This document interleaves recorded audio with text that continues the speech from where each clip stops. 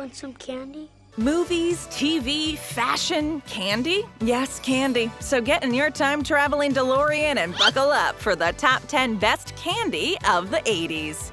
Sweet! Oh no! Big League Chewing Gum. Sounds like my kind of gum. Big League Chew might as well be the unofficial bubblegum for baseball players and their fans. Back in 1980, Portland Mavericks pitcher Rob Nelson was tired of always chewing tobacco during games and wanted to find a healthier option. Bubblegum seemed as good as any other choice, and his teammate Jim Bouton pitched the idea to Wrigley's. Big League Chew was being made by Wrigley's until it was acquired by the Ford Gum and Machine Company. Big League Chew comes in a shredded form and is packaged in a little aluminum foil pouch, so you can choose whether you want to eat a whole mouthful or save some for later. The gum comes in a variety of mouth-watering flavors like ground ball grape, swingin' sour apple, and wild pitch watermelon. But nothing could ever beat the original bubblegum flavor. Bubblegum? Bubblegum?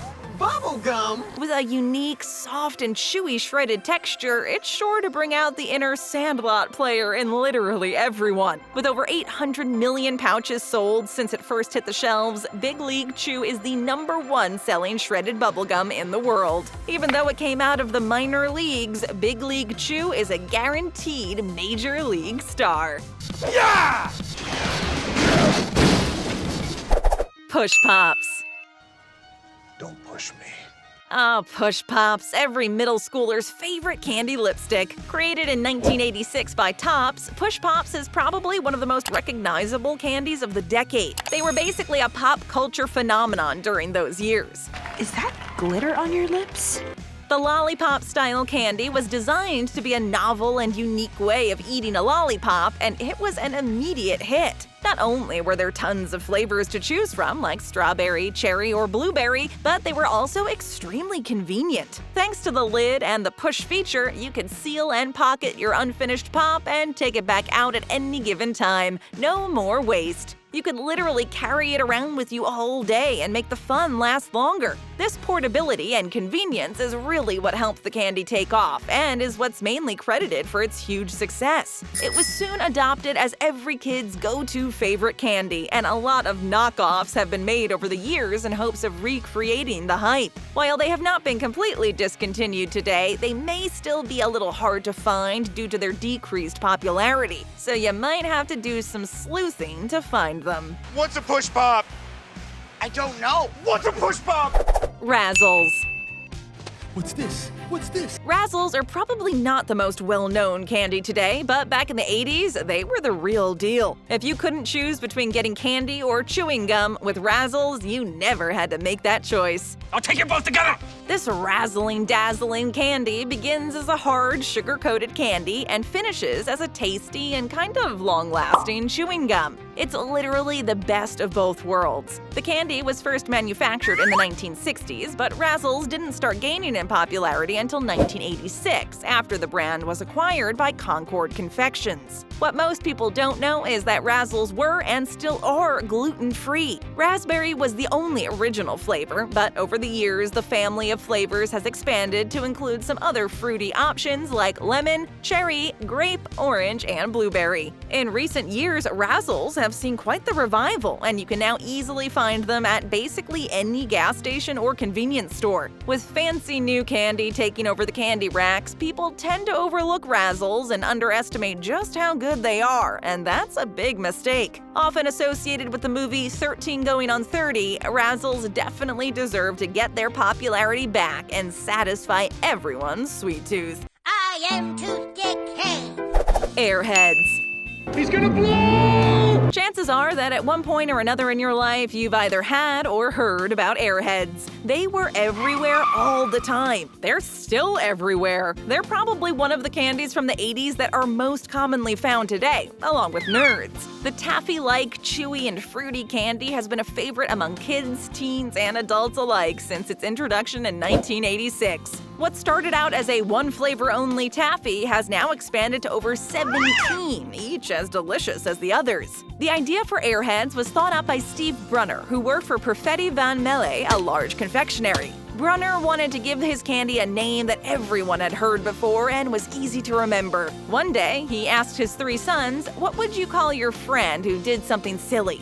Poop face. After a lot of monikers were yelled out, Airhead is the one that stood out of the bunch. The thin and chewy bars make for a great on-the-go snack, and if you want to share, you can get the Airhead Bites. Airheads are said to have a shelf life of about 2 years and come in an array of incredible and tasty fun flavors like watermelon, cherry, blue raspberry, and the very notorious Mystery White. Since their shelf life isn't the longest one ever, maybe you shouldn't wait too long to try and figure out what the mystery taffy tastes like. Can't tell you.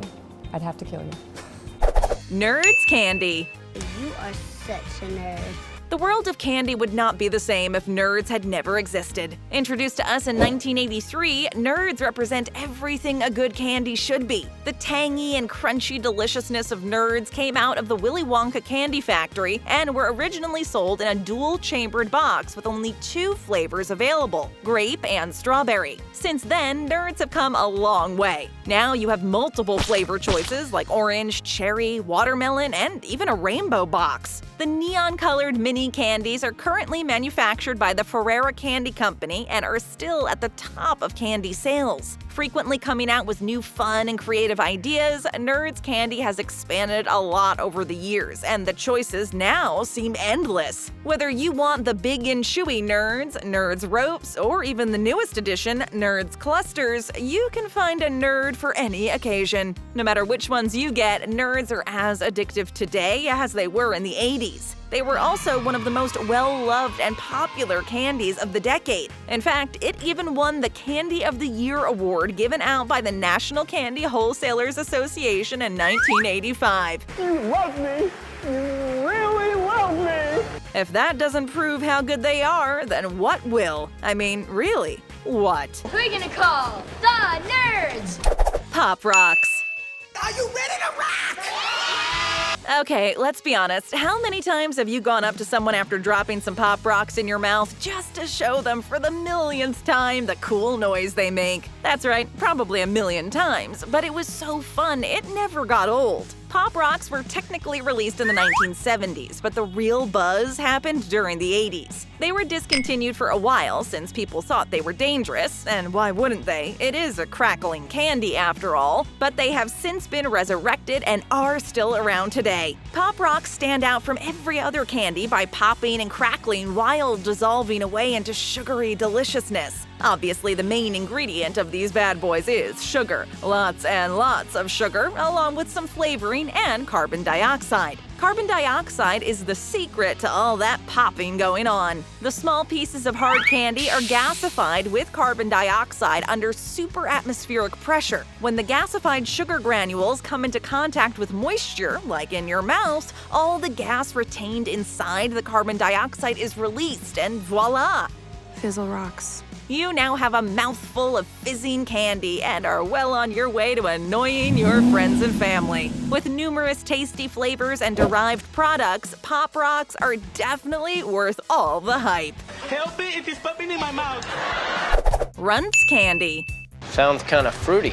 As a kid, did your parents ever tell you that you should eat more fruit? Well, with Runts Candy, you could happily listen to your parents' advice, or at least pretend to. Shaped like some of your favorite fruits, Runts had all of the fruitiness you could ever desire. Not only did they taste fantastic, but they also looked like $1,000,000. This time it's personal. Created in 1982 by the Willy Wonka Candy Company, which is owned by Nestle, Runts were widely popular, especially during Halloween. They were considered a very valuable commodity to find in your trick-or-treat bag. Known for being hard on the outside and soft on the inside, Runts are basically guaranteed to make you feel like a kid all over again. They used to have colorful centers that matched the color of the outer shell, but that's no longer the case. Now they contain a regular but still tasty white center. While the original flavors and shapes were banana, orange, cherry, strawberry, and lime, over the years a lot of changes were made. 3 of the originals, banana, orange, and strawberry, were the sole survivors of these changes. It wasn't until the 1990s that watermelon and blue raspberry were added. Essentially, Runts are kind of like sweet tarts pressed into tiny fruit shapes. Many other variations have come out since, but nothing ever measures up to the classic original. For your daily serving of fruit candy, Runts are the ones to turn to. Cowtails. Come back here! Cowtails, also compared to an elongated version of caramel creams candy, first came out in 1984. Made by Gutz's Candy Company, Cowtails are surprisingly still around today, and you can get your hands on some if you know where to look. The stick-shaped, chewy candy has an outside coating of delicious caramel with a creamy filling of vanilla, strawberry, chocolate, or caramel apple. They deliver a creamy taste of both caramel and chocolate, perfect for those who can never settle for only one. Cowtails are obviously not made from real cow's tails, but rather from the same secret family recipe used to make bullseyes, another popular candy by Gutz's. Thank you. The delicious retro candy has been loved by millions ever since it hit the market and shows no sign of being swept away anytime soon. They are timeless and incredibly smooth and creamy, but also unbelievably chewy, so maybe it would be best to steer clear of these if you care about your teeth. Now, the real question, why are they called Cowtails? Well, it's all about Gutz's dedication to making caramel with quality ingredients, including real milk, hence the cow reference. Cowtails also comes in a mini version, which makes it the perfect snack to bring to the movie theater. While they might not be the most popular candy today, they had their time to shine in the 1980s and could always make a well-deserved return to fame today. We made it, girls! Garbage candy. Garbage day! As a kid in the 80s, what was more fun than taking a trip to the store to get your hands on some garbage? Okay, not that kind of garbage, some garbage candy. These little plastic garbage cans came in blue, green, purple, and pink and contained the most tart candy you could ever get. The candy was made to resemble pieces of trash you might find in the garbage, but with a much better taste. I was most unfortunate in my youth to come across a vomit-flavored one.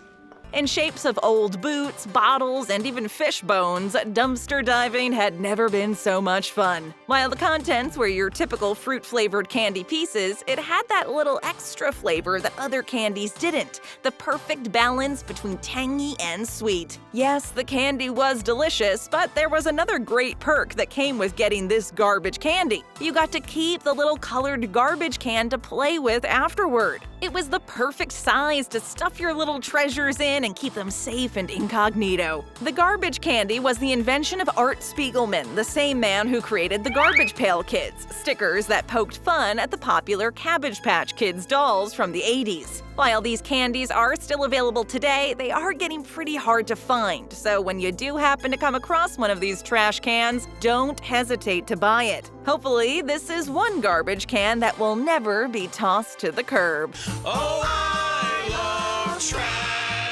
Skor candy bars. Life was like a box of chocolates. Competition between brands and products certainly wasn't born yesterday. The Skor candy bar was first introduced to the market in 1981 and quickly became a big hit. It was originally created as direct competition to the Heath candy bar, basically a Skor's twin, but now that Hershey's has acquired the brand, the official competition is over. Let's be friends. Best friends.